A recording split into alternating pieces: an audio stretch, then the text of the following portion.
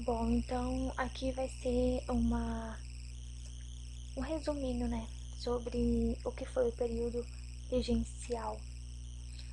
Tem esse nome porque desde que o Dom Pedro abdicou o trono e deixou seu filho Pedro de Alcântara no poder, ele tinha 5 anos de idade, inclusive, então não tinha idade para assumir esse poder e ficou, né, administrando todo esse governo alguns regentes, por isso o nome período regencial. Nessa figura mostra, né, a imagem do Pedro pequenininho, né, no trono e os seus tutores que inclusive disputavam o poder ali. Dentre eles tinha o José Bonifácio, dentre outros. E como muitos, né, ficaram insatisfeitos com a saída do Dom Pedro, com esses regentes no poder e tudo mais, acabou tendo algumas revoltas por esses estados, né, com essas insatisfações de impostos, com esses regentes no poder que inclusive disputavam muito entre eles, tanto que eles foram divididos em 3 poderes, né, digamos assim.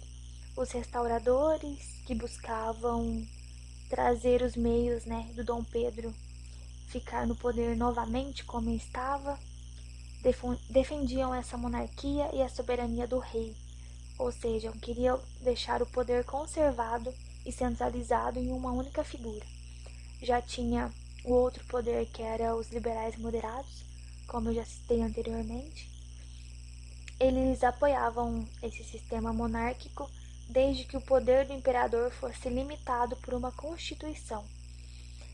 E teve os liberais exaltados, que queriam reformas políticas, defendiam a descentralização do poder e a autonomia das províncias, né? Ou seja, eles queriam a autonomia dos estados e queriam um estado, né, federalista, isto é, composto por unidades estaduais autônomas, né, porque eles eram províncias, e alguns também defendiam a república. Por exemplo, os que faziam parte desses liberais exaltados tinham os principais líderes como o padre Antônio Diogo Feijó, Evaristo da Veiga, Nicolau Pereira de Campos Vergueiro, Bernardo Pereira de Vasconcelos. Os liberais moderadores.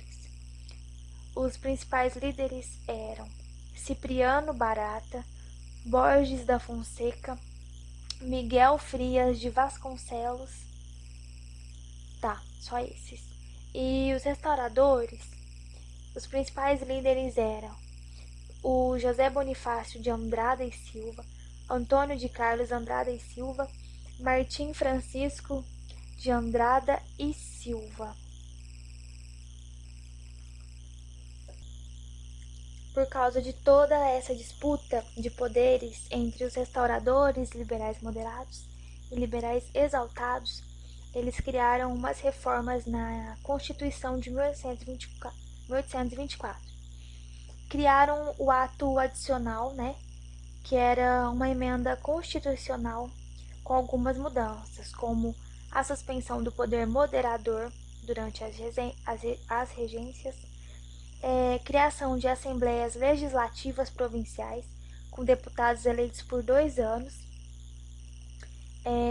maior autonomia às províncias, que poderiam criar impostos além de contratar e demitir funcionários, e modificaram também o sistema de regências.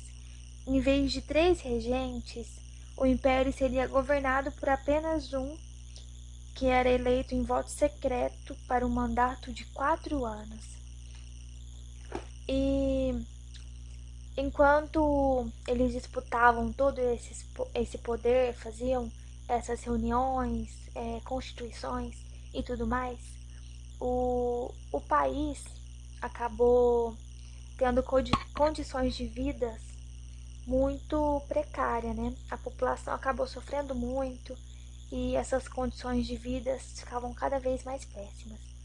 Então, diante de toda essa situação, eles, né, vários estados aí foram fazendo as suas revoltas. E aqui eu fiz o resuminho de cada uma, só para vocês entenderem o que foi, tá? Que é bem resuminho mesmo. Vou começar pela revolta dos malês, que eram escravos muçulmanos, né, islâmicos, e eles lutavam pela liberdade de ter a sua religião dentro do país. Porque como Dom Pedro I fez a independência do Brasil, né, criou a independência ali, ele instaurou a religião católica como a única do país, né? Então, esse pessoal, esses escravizados, eles acabavam sofrendo muitas perseguições, preconceitos por serem devotos às suas religiões, né? A sua religião aí. Então, eles tiveram muito preconceitos e acabaram se revoltando contra todo esse problema aí, né, de religiões. Aí depois também teve a revolta da Farroupilha, que foi no Rio Grande do Sul. E essa revolta foi em questão de impostos também, ou seja, pessoas que vinham vender as suas coisas aqui, como pessoas do Uruguai, por exemplo, eles pagavam os impostos bem menores do que o povo que já vivia aqui e fazia o seu comércio, né? Então, eles queriam proteger aí para não aumentar o preço do sal e tudo mais, e da carne, né? O charque. O charque nada mais é que uma carne, né? Que é considerada a carne seca hoje, que ela passa todo pelo processo de desidratação, né, colocar no sol, aí precisa do sal e tudo mais. Aí a revolta da Sabinada, que foi a insatisfação de militares e camadas médias, a regência, né, foi na Bahia. A Balaiada, que foi a exploração da população pobre por parte dos grandes produtores rurais no Maranhão, e a cabanagem, que foi motivada pelas péssimas condições de vida da província do Grão do Pará. Então, gente, a maioria tem quase todo o mesmo objetivo, né? Que é essa insatisfação popular, essa insatisfação por quem está no poder, pelos impostos, né? Essas revoltas que pessoas que são de outros países têm mais valor do que os povos que vivem aqui no Brasil. Então, foi mais ou menos isso. Aí, com isso, vai ter o golpe da maioridade, tá? Mas isso vai ser já no segundo reinado.